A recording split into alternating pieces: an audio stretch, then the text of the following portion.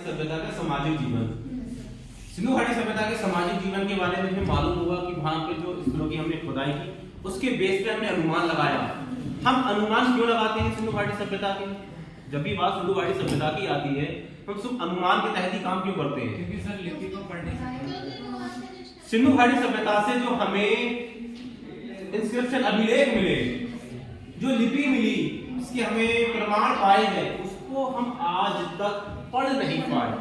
इसलिए सिंधु घाटी सभ्यता का जितना भी इतिहास लिखा गया, जो चीजें हमें वहां से मिली, उसके बेस पर ही हमने उस इतिहास को लिखा कि वहां पर रहन सहन, वहां का सामाजिक जीवन किस प्रकार से था, वहां की सामाजिक व्यवस्था का आधार क्या था। सिंधु घाटी सभ्यता के स्थलों से खुदाई के बाद हमें जो चीजें मिली उसके बेस के अनुमान पर ही हमने ये पाया कि सिंधु घाटी सभ्यता में ये ऐसा होता होगा।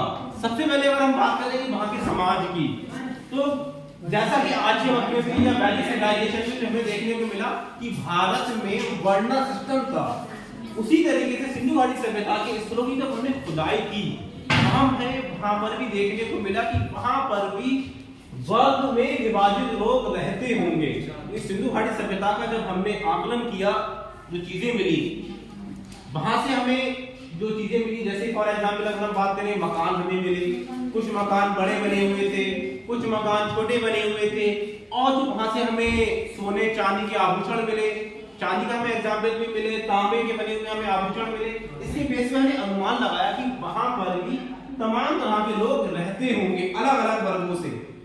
फर्स्ट वर्ग में अगर हम देखें तो एक ऐसा वर्ग जैसा हमें वैदिक सिविलाइजेशन में देखने को मिलता है, एक ऐसा वर्ग जो पुरोहित वर्ग से रहा होगा, जिसका काम धार्मिक से रिलेटेड सिस्टम रहा होगा, कि उसका काम है धर्म संबंधित ज्ञान देना, ज्ञान देने का काम रहा होगा। क्योंकि हमें वहां से बड़े पैमाने पर धार्मिक चिन्ह देखने को मिले, मूर्तियां प्राप्त हुई, जिसके बेस पे हमने अनुमान लगाया कि सिंधु घाटी सभ्यता के लोग धार्मिक जीवन से जुड़ रहे होंगे। कि पहले वर्ग में ऐसा वर्ग रहता होगा राजा महाराजा, या फिर एक ऐसा वर्ग जो पुरोहितों से जुड़ा होगा। दूसरे वर्ग में अगर हम बात करें सिंधु घाटी सभ्यता के स्थलों से हमें तलवारें और भाले और तीर भी देखने को मिले, तो हमने अनुमान लगाया कि एक ऐसा वर्ग भी रहा होगा। तो सिंधु घाटी सभ्यता के स्थलों की हमें देखने को मिला चारों तरफ से बाउंड्री थी, आने और जाने के लिए कुछ रास्ते के लिए नुमा खुले हुए थे। इससे अनुमान लगा कि सिंधु घाटी सभ्यता के निवासियों में ऐसा वर्ग जरूर रहा होगा जो पूरी तरीके से उस राज्य की सुरक्षा करता होगा, एक ऐसा वर्ग जो पूरी तरीके से राज्य की सुरक्षा करता होगा। उसके बाद आता तीसरा और इंपॉर्टेंट वर्ग सिंधु घाटी सभ्यता की अगर हम बात करें, तो हमें जब स्थलों की खुदाई के बाद आकलन किया गया तो हमने पाया कि यह व्यवस्था जो थी नगरीय व्यवस्था थी। नगरीय व्यवस्था में बड़े पैमाने पर व्यापार किया जाता था। सिंधु घाटी सभ्यता के निवासी जो थे बड़े पैमाने पर बहुत बड़े व्यापारी थे, और व्यापार जो था किस किस माध्यम से किया जाता था? अगर हम देखें तो वहां पर दो तरीके से व्यापार होता था, एक स्थल मार्ग के द्वारा और जल मार्ग के द्वारा। क्योंकि सिंधु घाटी सभ्यता के जितने भी स्थल आप पाएंगे वो सभी नदी किनारे बने हुए पाएंगे।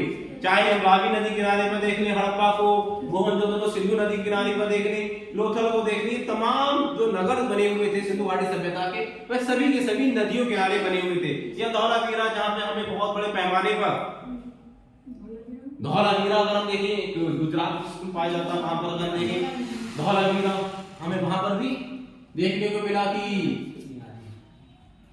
बंदरगाह लोथल, वहां पर बंदरगाह हमें पाए गए, वहां पर यहाँ से हमें देखने को मिलते हैं कि सिंधु घाटी सभ्यता में व्यापार होता था, स्थल मार्ग के अलावा भी जल मार्ग से भी व्यापार होता था। उसके बाद आता है समाज का चौथा इंपॉर्टेंट वर्ग, एक ऐसा वर्ग जो इन तमाम तरह के लोगों के कार्य में लगा रहता होगा। क्योंकि हमें लोथल से, चंद्रगढ़ों से, यहाँ से मनके बनाने के कारखाने मिले हैं। फॉर एग्जाम्पल एक ऐसे वर्ग भी रहा होता होगा जो खेती किसानी में भी लगता होगा, साथ ही साथ में घरेलू नौकर में भी कार्य में लगते होंगे, और उन मकानों को बनाने के लिए भी हमें बड़े पैमाने पर मजदूरों की आवश्यकता रही होगी। एक वो भी वर्ग रहा होगा जो श्रमिक वर्ग से बिलोंग करने वाला होगा। कितने मिनट की बनी?